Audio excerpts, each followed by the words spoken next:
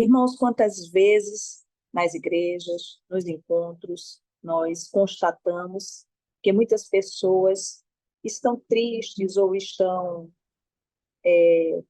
sem muito encaminhamento na fé, porque suas orações não foram respondidas. E é sobre como orar que eu vou ministrar essa palavra agora à tarde. Uma oração não respondida, ela não é razão ou culpa, nem de muitas vezes de quem ora, e também nunca será do Senhor Jesus, não é? Porque não respondeu.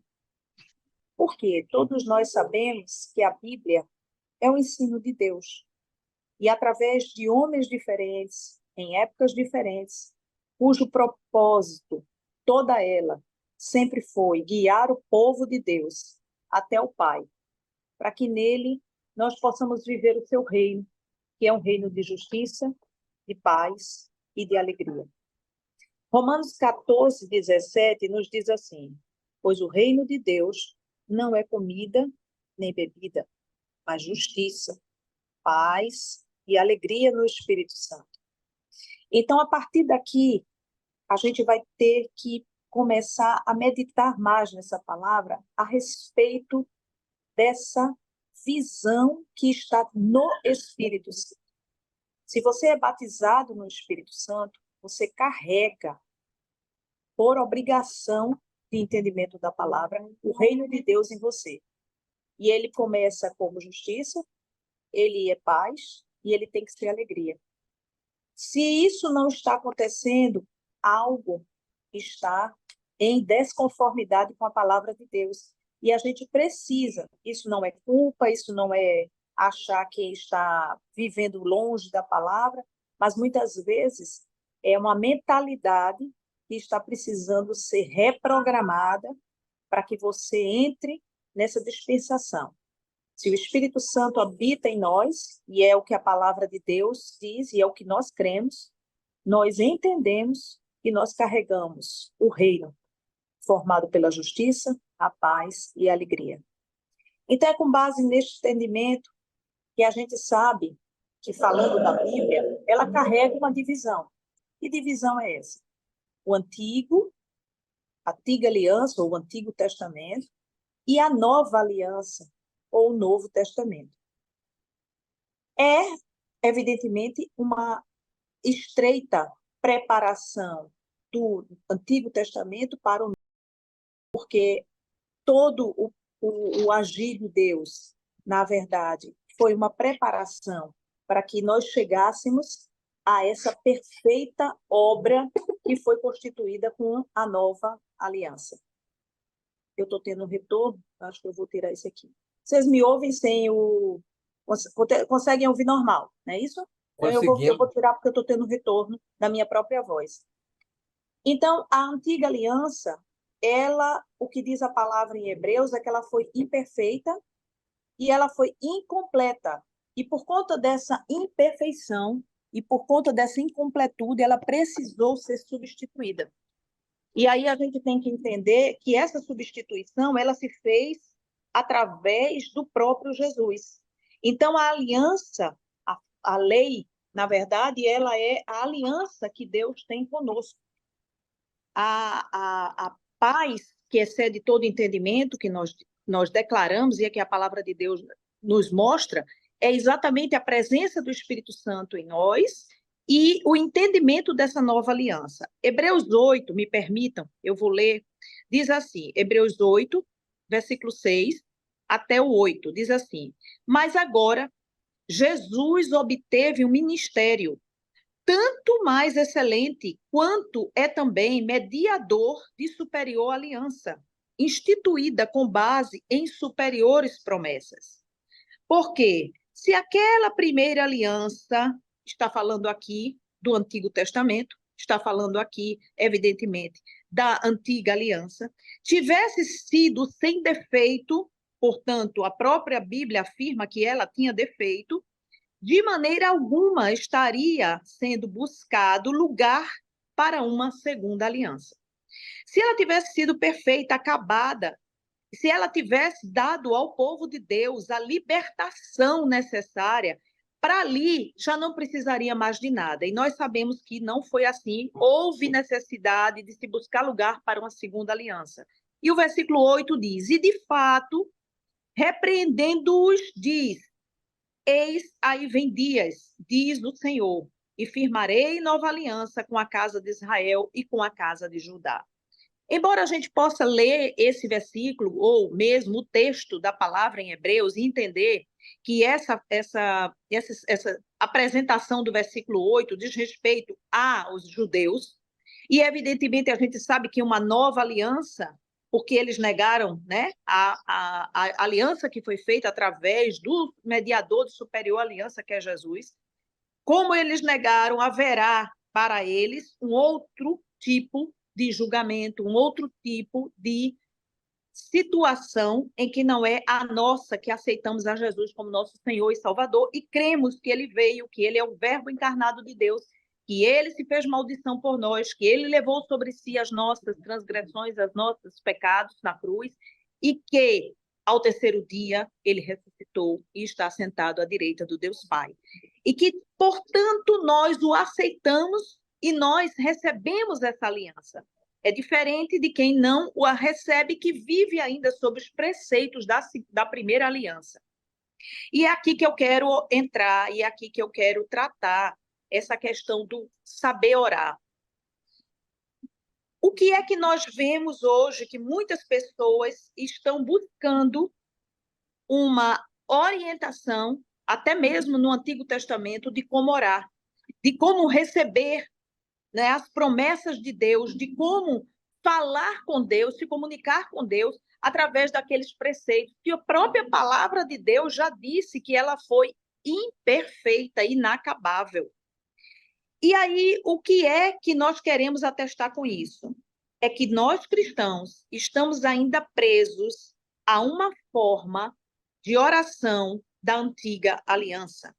E nossa mente precisa entrar e enxergar mudanças que estão muito claras. E a própria palavra diz que o seu povo, né, o povo de Deus, perece por falta de entendimento.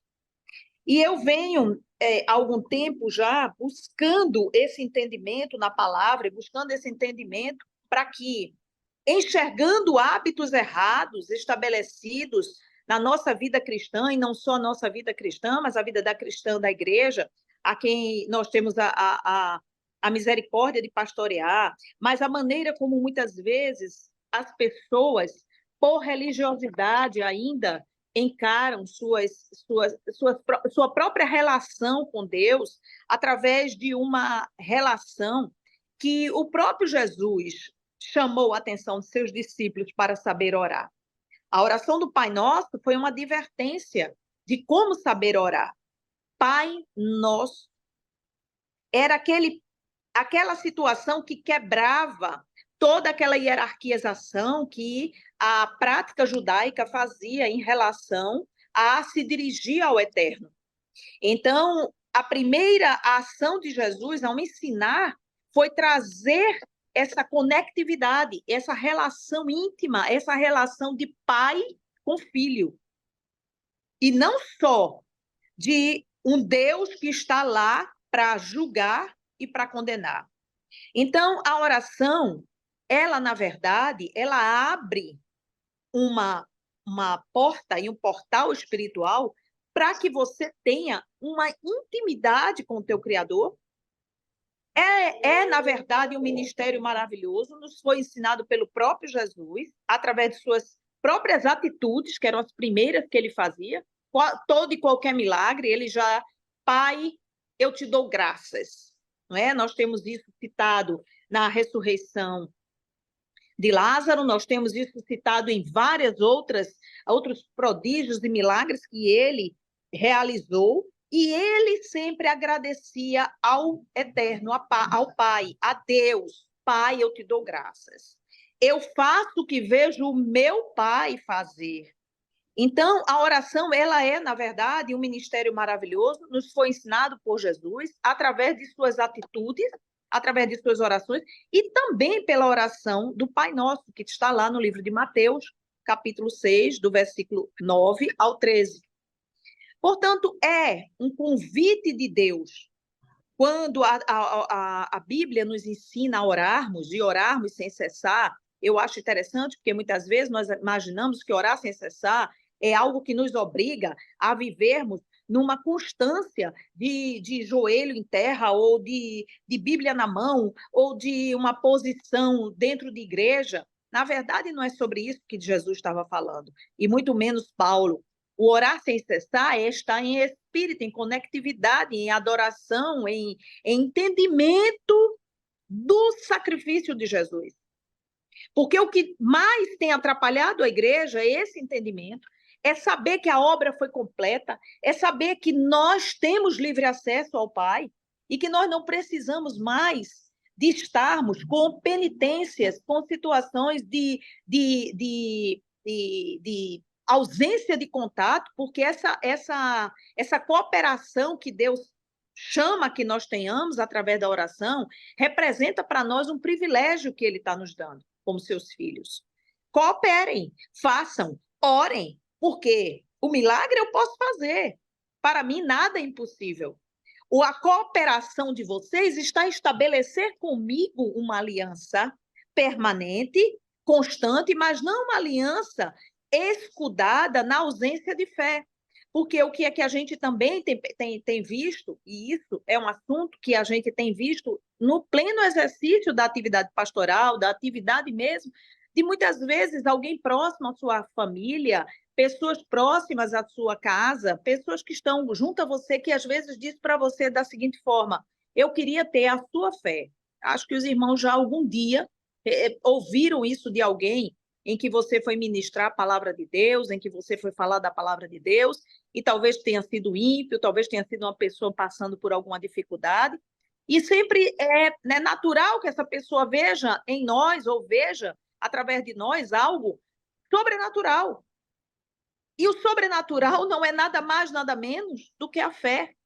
É saber que o sacrifício na cruz foi completo, é saber que o sacrifício na cruz foi completamente feito através da obra salvífica de Jesus. E que nós não precisamos mais passar horas, não é, em sacrifícios, como, evidentemente, numa interpretação da antiga aliança, se via passar. Não é? Até os próprios jejum, quando Jesus diz: quando jejuardes, não façam como eles que se apresentam até com um rosto de dificuldade, de dor, de opressão, para talvez até mostrar ao outro o seu nível de espiritualidade. Então, Jesus ali, ele quebrou tantas falácias, tantas religiosidades, e mesmo há mais de 2000 anos, tendo sido gravado através da orientação do Espírito Santo a todos os homens que escreveram, né, a nova aliança, o caminho do petitório, do pedir, esperar que Deus resolva nossos problemas, ainda é um meio em que se considera viva e eficaz a oração. Mas ninguém fala no meio eficaz de oração, que é a fé. Porque eu posso passar o dia todo orando, eu posso passar o dia em campanha, eu posso subir monte, eu posso estabelecer situações em que eu vá de igreja em igreja buscando um profeta, buscando uma irmã de oração, mas se eu não tenho fé de que através da obra salvífica de Cristo, aquilo que eu estou pedindo, evidentemente, se for algo que esteja nas conformidades da vontade do Senhor, Ele me dará, Ele não me negará. E eu não tenho que temer sobre isso, eu não tenho que orar, sair da igreja, mas no fundo e no íntimo eu tenho dúvidas se verdadeiramente aquilo que eu pedi vai acontecer. E esse é o caminho que mais nós temos visto. Este é o caminho que mais nós temos entendido, que orações não respondidas não tem a ver com a oração, mas tem a ver com a fé que cada um carrega. Tem a ver com a forma como cada um leva e conduz essa oração. E oração, meus irmãos, é sempre um exercício de plena liberdade. É plena liberdade. Deus não vai obstar que você ore muito, ore pouco, nem vai exigir que você faça, nem vai exigir. Agora, a adoração ao Senhor sempre será o primeiro passo para uma efetiva e eficaz oração. E muitas vezes nós nos dirigimos a Deus de uma forma tão desesperadora, tão necessitada, que a gente esquece o primeiro passo dessa audiência com Ele, que é adorá-lo. E adorá-lo pelo quê? Adorá-lo como os anjos adoram? Bom, eu não sei, nunca conversei com um anjo para saber, nem tenho essa visão profética para saber como os anjos adoram, mas imagino que os anjos o adoram na beleza da sua santidade, como diz a palavra, mas mais que isso, o adoram sabendo que tudo que ele fez é perfeito e nada do que possa ele fazer terá algum propósito de nos causar mal. Então, nós pensamos através dessa visão, muitas vezes, diminuída da grandeza do papel de Jesus e nos importamos mais com a nossa necessidade, com as nossas dificuldades e com as nossas dores do que, evidentemente, em consagrar a nossa fé completamente na obra de Jesus. E termos a certeza que Ele não nos deixará órfãos, não nos deixará abatidos, não nos deixará como pedintes que não é ouvido. Ele ouvirá, ele fará, ele colocará ali, na verdade, tudo que ele já fez, já está consagrado. Cabe a nós entender entrar nessa dimensão espiritual e capacitar-nos a essa oração com efetividade. Não é uma oração só de petitório. A Bíblia cita 650 tipos de oração e aproximadamente 450 respostas de oração, o que significa dizer que nós temos aí um número de determinadas respostas que não foram feitas. Há 25 menções nos evangelhos de Jesus orando. Paulo menciona a oração por 41 vezes. Há pelo menos 6 posições ou mais registradas. Quais? Oração sentado, oração de pé, oração de joelho, oração prostrado, oração deitado. Como deitado? O rei Ezequias, quem não lembra? Quando o profeta foi visitá-lo, ele estava prostrado na cama, ele vira-se para a parede e começa a orar e pedir a Deus que lhe dê mais alguns anos de vida. Então, se você está deitado e não pode se levantar, não há nada que seja a oração de quem está em pé mais poderosa que a sua. Porque os judeus oram com a tefilá e eles oram ali no Monte das Lamentações, então a oração dele é mais poderosa? Não, meus irmãos. Jesus quebrou isso. Não existe, é o livre acesso, o véu foi rasgado e nós temos livre acesso ao Pai. Então, a oração de mãos levantadas, a oração que você faz com a sua fé, ela é poderosa, pode ser tomando banho, dirigindo o carro, indo para o seu trabalho, fazendo algo no mundo secular, que você também não precisa dizer, eu tenho que estar na igreja para poder orar, eu tenho que estar numa campanha, eu tenho que estar no meu quarto de oração. Não, você pode estar em qualquer lugar, a conectividade com o seu Pai é em qualquer lugar, não existe Wi-Fi que cai, ele está sempre conectado. Então, esse sentimento é que está sendo confundido e misturado com uma mentalidade da velha aliança. Nós temos que ter isso ou aquilo para poder estarmos sendo ouvidos pelo Eterno. Não. Na nova aliança, andando com Jesus, nós aprendemos a andar nessa nova aliança. Se você está na nova aliança, você tem que aprender de todo o coração e sem mistura com a velha aliança. Ou, do contrário, você vai estar dando sinais de que você não entendeu o sacrifício da cruz. Não haverá o que Jesus fazer mais. Tetelestai foi feito. A obra está perfeita, está acabada. Através dele, com ele, é onde nós temos o livre acesso ao Pai.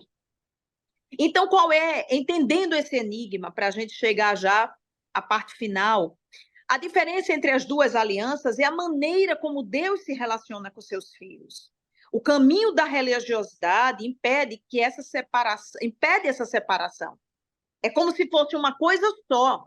Então, da maneira como o judeu praticante ora, é como se você devesse orar também. Não.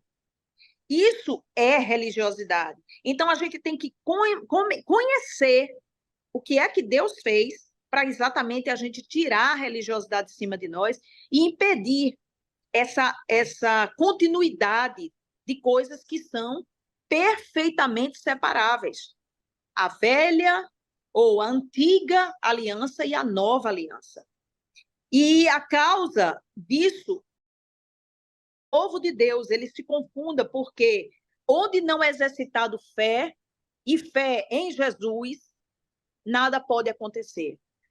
Então, o que é que na antiga aliança existia? Deus se relacionava com o povo mediante a obediência à lei. E na nova aliança, o relacionamento, a relação é através de Jesus. Então, essa oração que é realizada sem esse entendimento acertado pode se tornar uma obra da lei, uma obra meramente da lei. E nós precisamos entender que não temos que fazer nenhum tipo de negociação na oração. Eu oro a Deus e Deus tem a obrigação de me responder. Não. Ah, porque eu estou orando. Ah, porque eu estou fazendo campanha, eu estou fazendo jejum. Não. Porque quando Jesus nos mostrou em Mateus 6, ele nos mostrou um Pai que está no céu, que ama responder às orações de seus filhos.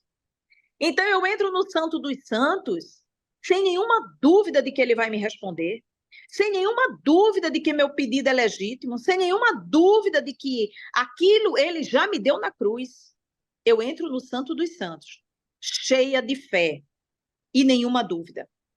Porque aquele que duvida, diz a palavra de Deus, que esse é pior.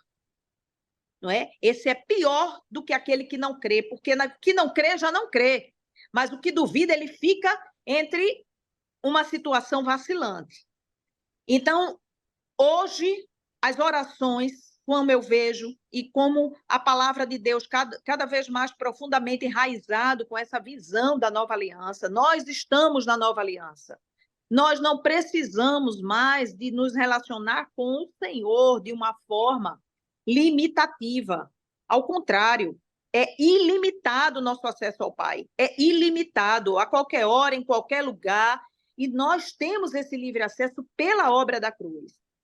Então, as orações, irmãos, elas não têm que ser o foco, mas o relacionamento com Deus através de Jesus é que tem que ser o foco. Porque muitos outros seguidores de religiões diversas também oram. Se a gente imaginar que várias outras várias outras religiões também oram, também fazem. Agora, se essas orações são respondidas, é que a gente sabe que não é através de Jesus. Então, o que é possível entender do assunto de oração é que não reside na oração a questão, mas na fé de quem faz a oração. Então, se hoje você entende essa palavra como uma palavra vinda do céu para uma necessidade que você está passando, desfaça a maneira como você tem falado com o Senhor, a linguagem que você tem adotado em relação a essa oração, o modo como você tem focado apenas nos problemas e nos pedidos. Deus, ele tem prazer em dar a seus filhos. A palavra de Deus nos diz que nós, sendo maus, não queremos negar os nossos filhos. Deus tem muito mais prazer ao nos dar, a ver em nós a proclamação da sua glória pela realização daquilo que nós pedimos com fé e que nós recebemos. Então, eu queria, não é, como forma de compartilhar com os irmãos que conversem com o Espírito Santo, revejam, não é? Toda essa maneira de se relacionar, a falta de fé do cristão é o grande impedimento de ver a obra de Cristo totalmente realizada. E que a gente possa, a cada dia, em cada momento, aumentar mais e mais e mais a nossa certeza de que é nele, por ele, através dele, que nós temos toda a nossa capacitação para termos tudo que nós precisamos, para alcançarmos aquilo que nós pedimos, através dele. E eu queria ler uma passagem de Romanos 8, 26, para já encaminharmos para a Santa Ceia, que nos diz assim, Romanos 8, versículo 26. Da mesma maneira, também o Espírito nos ajuda em nossa fraqueza, porque não sabemos orar como convém. Como convém. Observe essa palavra. Mas o próprio Espírito intercede por nós com gemidos inexprimíveis. Eu acho interessante porque Paulo poderia ter usado aqui com palavras inexprimíveis, com expressões inexprimíveis, ou com qualquer outro vernáculo que significasse a comunicação dele com Deus. Mas ele fala de gemidos. Irmãos, não sei se você tem a mesma percepção dessa palavra que eu, mas quem geme, sofre.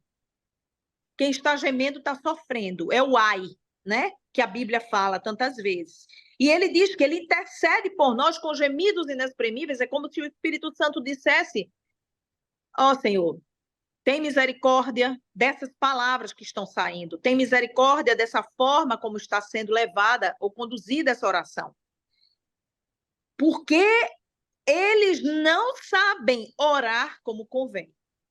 E ele dissesse isso para Deus. E o versículo 27 diz: e aquele que sonda os corações,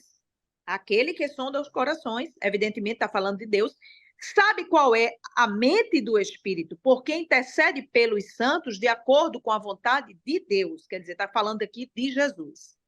28. Sabemos que todas as coisas cooperam para o bem daqueles que amam a Deus, daqueles que são chamados segundo o seu propósito.